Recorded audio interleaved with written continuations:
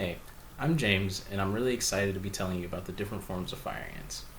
The two forms of fire ants that you will encounter this weekend are Monogyne and Polygyne. The difference is Monogyne ants have one egg-laying queen, whereas Polygyne ants have multiple egg-laying queens. Now, the way to be able to tell this out in the field is by looking at the amount of ant hills in a given area.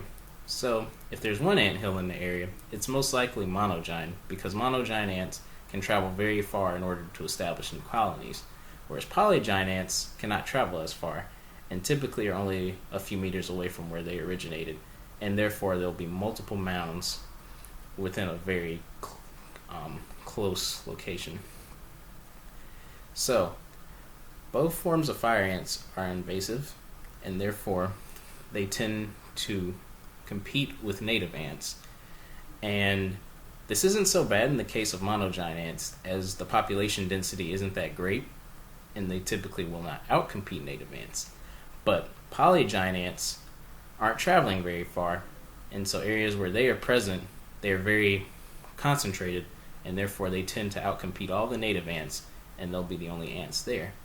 So, ways in which people can perpetuate the spread of polygyne ants is in corridors. Corridors tend to be open areas of land that are connected by a thinner open area of land.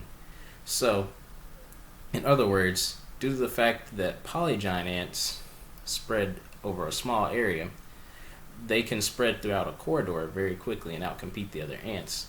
Whereas with monogyne ants, they probably won't be focused on a small area. And therefore, the polygyne ants spread more rapidly through corridors. Alright, hope you guys have fun on your trip. I had fun talking to you. Have a good trip.